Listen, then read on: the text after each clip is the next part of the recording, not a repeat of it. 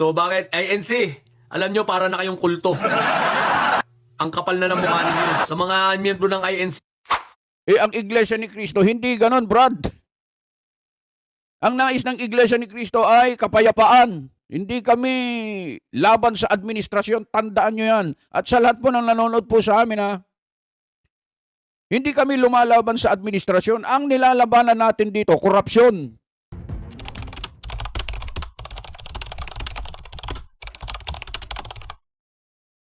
Isang magandang umaga po sa inyong lahat, mga kababayan at mga mahal po naming taga-subaybay.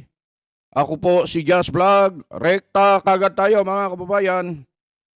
Mayroon pong nagmamagaling po kasi sa social media. Ito po ay vlogger na naka-base sa Canada.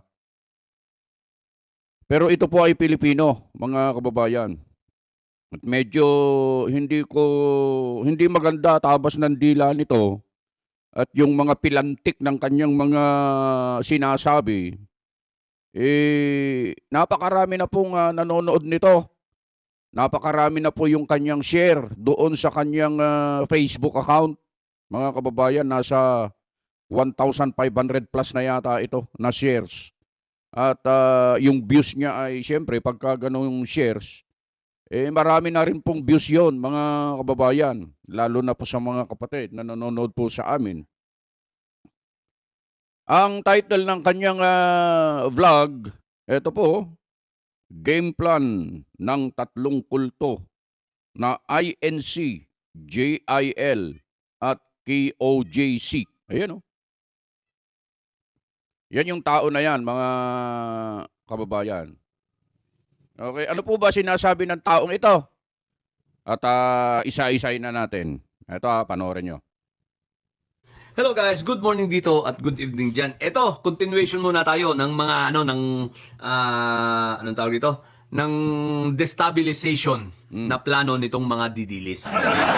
Ito guys, nung mga nakarang araw, kung natatandaan ninyo, nag-content ako at sinabi ko nga na merong dalawang rally ang plano ng mga didilis. Yung isa, sasabay sila sa November 30 at yung isa is mas earlier, no? Para gumawa ng kaguluhan. Ngayon, doon sa isang interview natin sa isang nating kaibigan, na kinontent ko rin, kinonfirm niya, meron ng plan. Dati itong didilis, dati itong tao ni Bongo, kinonfirm niya na November 5. Meron ngang, meron pinaplano na. Okay. Now, eto, bago ko ito i-vlog, kanina lang, magkausap kami na itong ating puting kabayo.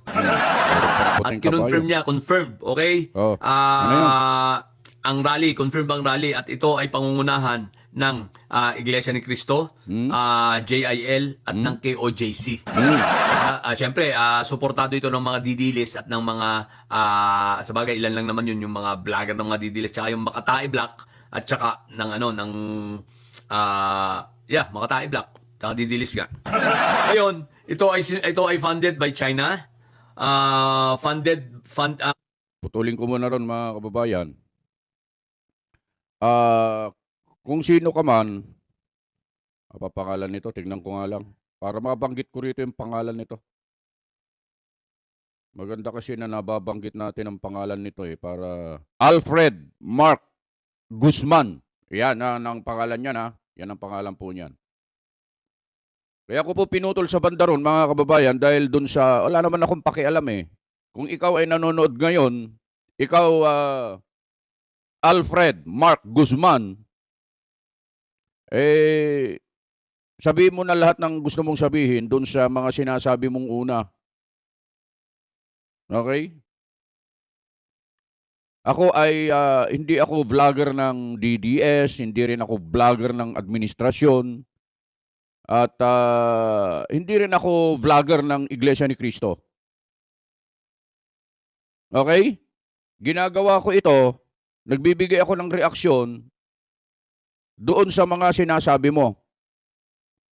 Kung meron ka mang impormasyon na nakuha na di umano funded ng China yung gagawing rally ng GIL at saka ng KOJC, sinasama mo kasi rito ang INC, Brad. Oo, doon ako magre-react sa bahaging yun. Sabi mo, funded ng China? Huwag mong ginaganon ang INC na may nagpopondong iba. Kasi iba ang INC. Yung sinasabi ng puting kabayo mo na hindi yata puti yan, na mali ka lang ng tingin siguro, itim siguro yan. Maling impormasyon yan, Brad. Hindi kailanman pinondohan ng kahit na sino at kahit kanino man ang mga aktibidad na ginagawa sa loob ng Iglesia ni Cristo. Tandaan mo yan, isaksak mo yan sa kukote mo na maliit. Huwag mong ginagano ng INC, Brad. Ako ay nagsasalita dito kasi sa binabanggit mo sa INC. Oo. Kilala ko ang mga INC, Brad. Kilala ko sila. Oo. Hindi sila ganyan. Kaya kung ano man yung sinasabi mo tungkol sa INC na kesyo pinondohan, nilinaw ko lang po sa lahat ng mga nanonood na napaniwala ng taong ito, wag ko kayo maniniwala dyan, sa sinasabing pinondohan daw, isinama pa niya ang INC kasi di lalong magrereklamo din itong GIL at saka KOGC. Hindi naman po talaga totoo yan. Opo. Lalo na sa INC. Para sa mga didilis na mga isasama pala na sa rally, funded by China at funded rin ni Sabit Sipon. Kumpirmado po ito. So, confirmed na pangungunahan ito ng mga tatlong kulto. So, bakit? INC, alam nyo, para na kayong kulto. Ang kapal na ng mukha ninyo. Sa mga miyembro ng INC. Brad, masyado na yata ang personal yung tira mo. May problema ka ba sa INC? Okay lang na ganun talaga Kami, tanggap na namin na inuusig kami na tinatawag kaming kulto. Oo, katulad mo, isa ka kasing hindi nakakaintindi yung yung pananaw mo at lawak ng isipan mo, medyo katkata. Alam mo yung katkata? Maliit. Maliit. Mag-research ka tungkol sa INC, ano? Meron naman dyan sa Canada, kahit saan ka magpunta dyan, meron. Pang buong mundo na ito, Brad, baka hindi mo pa alam. Baka dyan nga sa katabi mo, sa kapitbahay nyo dyan, meron dyan. Magtanong ka.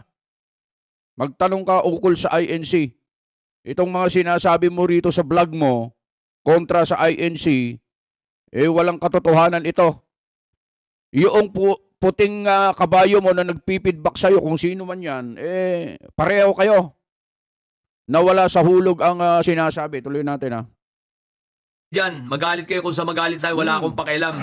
Aba, kung kayo ay sumusuporta sa gobyerno at gusto nyo ng tahimik at mapayapa na gobyerno, tumiwalag na kayo sa INC. Ito para maintindihan mo at malaman mo, kung kami man ang mga INC ay nagsasagawa ng ganitong pagkilos, hindi para pabagsakin ang gobyerno. Tandaan mo yan, Wala kaming layunin na ganon. Meron ka bang nakita na noong, bibigyan kita ng sample, January 13, 2025, nagsagawa ang Iglesia ni Cristo ng tinatawag na National Rally for Peace. Meron ka bang nakita na kahit na isang placard na nakalagay ibagsak ang gobyerno, ibagsak si Marcos, patalsikin si Marcos, Marcos resign? Meron ka bang nakitang galon? Wala, di ba? Kasi ang layunin ng rally namin ay para sa kapayapaan. Pagkakasundo ng mga namiminuno para gumanda ang takbo ng ating bansa. Yun ang panawagan ng Iglesia ni Cristo na hindi pinakinggan noong una. Pagkatapos mananawagan ka pang tumiwalag ang mga Iglesia ni Cristo? Sino ka para magsabi niyan, Brad? Wala kang alam sa INC. Hindi mo alam ang sinasabi mo. Ikaw, nagbablog ka, bago ka mag-vlog, mag-aral ka muna. Pag-aralan mo, i-research mo. Totoo ba itong sasabihin ko? O makakasira lang ako? Tsak, ikaw, Brad, na nag-vlog nito, Guzman, Mark Guzman, marami talagang magagalit sa'yo. Hindi lang yung KOGC, hindi lang yung GIL. Alam ka naman matutuwa sa'yo yung mga kapatid namin sa INC na nanonood sa'yo. Talagang magkakaroon sila ng sama ng loob dyan sa mga sinasabi mo kasi walang katotohanan yan. Pagkatapos mananawagan ka pang kung ano-ano. Ha? Ang dapat na ayusin mo, ipanawagan mo yung sarili mo na magbago ka habang maaga pa, Brad. Hindi tama yung ginagawa mo na mananawagan kang ganito, ganyan. Anong tumiwalag sa INC na sinasabi mo? Ha? Hindi maganda. Tuloy natin to ha. Mga pinagsasabi ng taong ito. Wala sa hulog ito eh. Di ba katulad ng panawagan ko sa mga miyembro ng JL na marami na ang umalis, panahon na para tumiwalag na rin kayo sa INC. Hindi na tunay na reliyon yan. Isipin ninyo,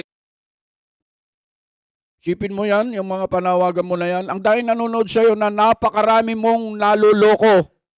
Napakarami mong nalilinlang dyan sa vlog mo na yan, Brad. Mga kababayan na nanonood sa taong ito, kung kayo man nakasubscribe sa taong ito ha, mag-unsubscribe na kayo, wala kayong matututunan sa kanitong klase ng vlogger. Ito kasi mga kababayan, yung vlogger na ito, pinoprotektahan ng administrasyon. Wala naman tayong problema ron. Kung siya ay maka-administrasyon.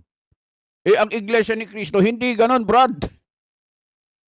Ang nais ng Iglesia ni Cristo ay kapayapaan. Hindi kami laban sa administrasyon. Tandaan nyo yan. At sa lahat po ng nanonood po sa amin ha. Hindi kami lumalaban sa administrasyon. Ang nilalabanan natin dito, korupsyon.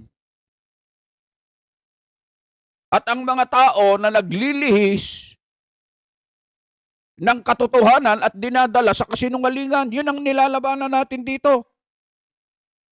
Para maintindihan mo, ikaw, Guzman, gusing ka pa. Ha? Tuloy nga natin. kinukonsinti nila ang mga bagay nila pagpapabagsak sa gobyerno. Kinukonsinti nila itong si Sabit Sipon, kinukonsinti nila hindi iglesia si Sabit Sipon na itong si Marco Beta. O di ba ga? Parang kultong-kulto na kayo. Kaya kung uutusan kayo at mamandatuhin kayo at obligahin kayo sumama sa rally, wag po kayong sumama. Okay guys. Alam mo, ikaw, Guzman, ang Iglesia ni Cristo, hindi ganon na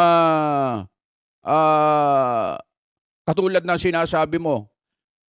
Kapag kumikilos ang Iglesia ni Cristo, ito ay bukal sa loob. Hindi kami kailanman pinipilit na sumama sa ganyan. Walang pumipilit sa amin na sumama sa rally.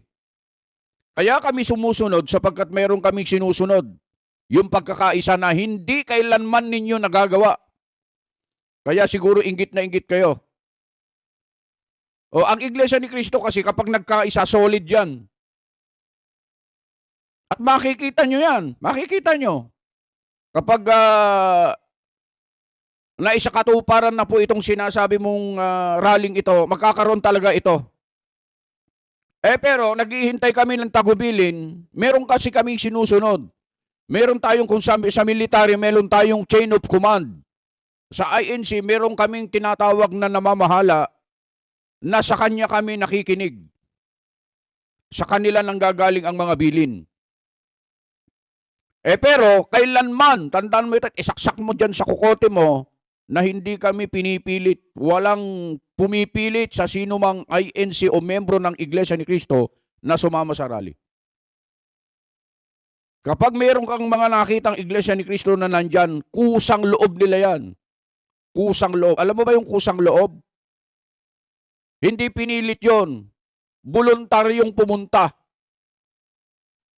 Ikaw siguro, pumapayag ka na sa halos trilyong ninakaw, ay okay lang sa'yo. Kami hindi. Pilipino din kami. May karapatan kami maghanap ng katarungan at hustisya sa mga pera na ninakaw ng mga kawatan sa kaban ng bayan. Kung ikaw wala kang pakialam, wag mo kami idadamay. At wag mong sasabihin na tumiwalag kami. Sino ka? Ano pakialam mo sa amin? Ha? Tuloy natin to, ha? Ito ang kanilang game plan. Mm. Ang sabi ng ating puting kabayo, Yan na naman. may game plan sila na talagang gagawa sila ng ng isang iskandalo na fake, okay? Gagayahin nila yung template na ginawa nila dun sa what do you call this, face swap. Yung ginawa nilang pagsingot-singot ng cocaine ni PBBM na fake. Gagawa ulit sila ng ganon. Gagawa sila ng isang iskandalo issue na yun ang papuputokin nila para kunwari doon magsisimula ang kanilang galit. Yun ang kanilang naratibo, no? Yun ang magiging orchestration ng kanilang rally. Gagawin nila yan at ang sigaw nila ay BBM resign. So, Alam mo, ang maipapayo ko sa'yo, ikaw, Guzman, abangan mo yung gagawin kung matutuloy ito, kung magkakaroon nga. At tignan mo kung mayroong INC na makikita ka na sisigaw ng katulad ng sinasabi mo na Marcos resign. O magkaroon man lang ng placard na ganun ang nakalagay. Sa mga kaanib sa INC, ang tinutukoy ko. Hindi kasi namin pinakikialaman yung ibang magrarally. Katulad ng sinasabi mo. Mga DDS, mga KOGC, mga GIL. Although, ang layunin din ng mga yan ay mapanagot kung sino ang dapat managot sa nangyaring anomalya, iskandalo, nakawan sa kaban ng bayan. Yun ang dahilan kung bakit magsasagawa ng rally ang Iglesia ni Cristo. Yung transparency, accountability, at yung hustisya ang hinahanap namin. Wala kaming pinare-resign dito. Wala kaming pinapabagsak dito. Na katulad ng mga sinasabi nyo. Ang dami nyong vloggers na ganyan ang sinasabi. Sana matauhan kayo at habang maaga, magbagong buhay kayo. Huwag nyong isasama ang INC sa mga ganyang mga usapin o kaya mga ganyang mga tirada kasi iba ay wala kang alam. Wala kang alam sa INC. Tuloy natin to, Yung grupo yan bali 4 na.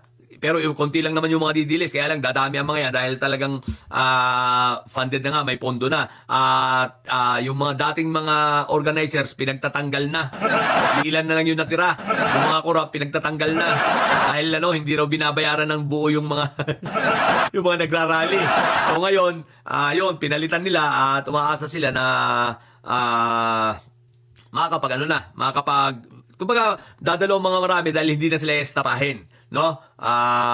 Babayaran na ng maayos. Ang bayaran ngayon parang 3,000 pataas.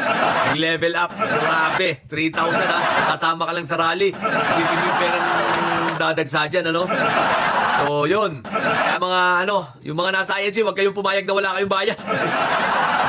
Pero seryoso ako. Alam mo, ikaw, Guzman, itong mga pinagsasabi mong ito, pwede kang ma-charge. Pwede kang ma-charge dito ng cyber libel. Oo, kasi paratang to Pagpaparatang ito na wala ka namang sapat na ebidensya. Kaming mga INC ay hindi ganon. Mantakin mo, 3,000 bawat isa. Ang ganda sana kung meron nga, Ang ganda sana. Sipin mo, 3,000. Pero hindi ganun Hindi kami ganun. At walang ganun sa Iglesia ni Cristo na ito sa mga makasarali 3,000, ito bayad mo. Walang ganun. Lahat ng uma-attend, sumasama sa rally, kusang loob yan. Para alam mo, gumugugol yung mga nakukusang loob na sumasama sa rally. Sila pa ang gumugugol. Walang tinatanggap na bayad. Para maintindihan nyo po mga kababayan itong taong ito ay medyo pero hindi tayo kasi nasasabi ng taong ito ang mga bagay na ito kasi wala siyang alam. Mangmang sa mga kaganapan sa loob ng INC ito. Wala kasing alam, kaya pagpasensyahan na po natin mga kapatid. Tuloy natin. Sa mga INC dyan na tawag doon, gusto nyo lang kapayapaan at naniniwala kayo sa administrasyong ito, tumiwalag na kayo. Ginagamit na kayo. Ang inyong Kaming mga INC, talagang ang gusto namin kapayapaan. Yan ang gusto namin talaga. Kasi yan ang unang ipinanawagan namin noong unang nagkaroon kami ng malaking pagkilos. January 13. Yan ay makasaysayan yan. Ngayon, yung lagi mong sinasabing tumiwalag na kayo, nakakatawa ka, Brad. Ganun talaga, wala kang alam sa INC. Ano ang maano natin sa iyo? Wala kang alam. Tuloy natin. lalo ng mga pamuno ng INC na yan, kultong-kulto ng datingan. Grabe. Anyway, so yun, eto naman, wala akong katakot-takot. Kinokontent ko ito para bigyan kayo ng awareness, no? At sinasabi ko sa ating mga kababayan na mag-iingat kayo sa panahon na kung i-announce sila kung kailan sila magrarally, mag-iingat po kayong lumabas dahil ito ay mga semi-terrorista na. Haluan ito ng mga terroristang dating. Sipin mo, nagparatang ka pa na terorista. Ay nako, ano ang gagawin natin sa mga ganitong klase ng tao? Wala ka naman sa Pilipinas. Matapang ka lang siguro kasi wala ka sa Pilipinas, no? Oo. Oo, ganun yun. Pero, wag kang pakakasiguro, kaibigan. Oo. Baka may nanonood sa'yo na membro ng GIL o kaya KOGC dyan sa tabi mo at hindi nagustuhan nitong mga sinasabi mo at naku po. Medyo ingat-ingat at saka dahan-dahan sa mga tirada kasi medyo personal kasi itong mga banat mo, Brad. Ako, tinatawanan lang kita kasi alam kong wala kang alam, mangmang ka pagdating sa mga bagay-bagay sa INC. Pero, itong mga binabanggit mong iba rito, hindi natin hawak at hindi natin natatansya kung anong isip nitong mga ito. Tuloy natin. Sa November 30, mag-iingat din kayo. Teka, ang significant date na pwede nilang gamitin kasi dito sa before ng November 30, yung first rally nila, ano bang event ng November? Wait. Itong paglilibing sa kay Marcos Sr. Libingan ng mga bayani. Parang yun yata yun, baka yun. Isa yun. Anong petsa yun. So abangan natin ang pag-a-announce nila. Basta totoo yung sinabi ni nung kaibigan natin from November 5. Pero November 5, baka ma-adjust pa yun, baka kulangin sila sa panahon. Between November 5 to November 18. Diyan po papasok yung unang bugso ng kanilang rally. Sigaw nila ay PBBM resign at gagawa sila ng kwento, magpapaputok sila ng isang istorya na kunwari iskandalo na... Ito ang panawagan ko sa iyo, ikaw, didirektahin na kita, ikaw Guzman. Ikaw, abangan mo yung rally ng Iglesia ni Cristo. Tingnan mo kung mayroong sisigaw doon na PBBM resign. Tingnan mo kung mayroong sisigaw doon ng ibagsak, mga ganon. Tingnan mo abangan mo ito. Pagkatapos, balikan mo itong vlog mo. Pagkatapos, kausapin mo sarili mo, mali pala, kasinungalingan pala yung mga sinabi ko doon sa vlog ko. Para malaman mo na itong mga sinasabi mo, ay puro kasinungalingan ito. Puro kalokohan. Lalo na yung tungkol sa INC. Dahil pababain daw si PBBM. Tulad ng sinabi ko, wala po akong pangambaha. Sinasabihan ko lang kayo, para sa mga panahon yun, sila magrarally, mag-ingat kayo dahil may mga malaterorista ang mga yan. Gagawin nila ang lahat ng panggugulo para sa ating bayan. Kaya Mayor Isko. Panggugulo? Napanood mo yung nakaraang rally namin, ano ang komento ng mga pulis? Na nakarelax lang? Kampante sila kapag ang INC ang nagrally. Bakit? Ultimo mga dumi. Pinupulot. Malinis ang lugar. Manood ka. Hindi ka kasi nanonood yata Ang gusto mo lang ikaw pinapanood. Ang problema rito, napakarami kang nalinlang, napakarami kang naloko. Napakarami mong nabubudol. Mambubudol ka pala eh. Mambubudol ito. Tuloy natin. Tama lang, wag mong bigyan ng permit ang mga yan dahil panggugulo ang gagawin niya mga yan. Eh di doon sila sa Luneta. Anong wag bigyan ng permit? Hindi pwedeng yung gano'n na wag bigyan ng permit kasi kalayaan ng mga Pilipino yan. Nasa batas yan. Ay, sinasabi mo, wag bigyan ng... Pati sa batas, bobo ba tawag doon? Ganun. Yun lang ang pwede nilang permit siguro. Is doon, magbabato sila ron. Bahala sila sa buhay nila. Ito guys, wala naman akong pangamba na mapapabagsak nila ang gobyerno dahil malabong-malabo. Hindi po nila kayang pabagsakin ang gobyerno. Atin po sandatang lakas ay tapat sa kanilang sinumpaan, tapat po sa ating konstitusyon. Okay? At talagang sinusunod nila ang rule of law, even ang ating mga PNP. Isa po yan sa mga elemento na kailangan makuha nila upang mapabagsak nila ang gobyerno, pero wala po mangyayaring ganon. Ang retired general po na sumasama lang sa kanila ay dadalawa lang at mga buraot pa. No? Mga mga dati na mga retired na mga buraot. So yun, kampante, wala mangyayaring pagbagsak ng gobyerno, pabayaan lang natin yung mga yan, mga king-inang yan. Kaya lang, edi yun, kaguluhan at gastos na naman sa taxpayer dahil maninira na naman ito ng mga street lights, maninira na naman ito ng mga barrier sa kalsada, gagawa na naman ito ng mga kaguluhan, mga ilang mga looting. Putulin ko nga doon, narinig ko kasi yung taxpayer eh. Yan. Alam mo ba na ang nagbabayad ng, alam mo ba na ang halos trilyon na ninakaw sa kaban ng bayan ay mga tax ng mga tao yan? Na ang nagpakasasalang dyan ay yung mga iilan lang na mga magnanakaw. Ha? Yan ang inilalaban namin. Katulad ko, nagbabayad ako ng tax. Ikaw kasi, nasa Canada ka, wala kang pakialam dito. Hindi mo alam ang mga nangyayari dito. Magaling ka lang umaungaw dyan sa vlog mo. Hindi mo alam yung mga tunay na kaganapan dito sa Pilipinas. Ayan ang inilalaban namin. Kasi nga, nagbabayad kami ng tax, pero ninanakaw lang. Ha? Yan ang dahilan kung bakit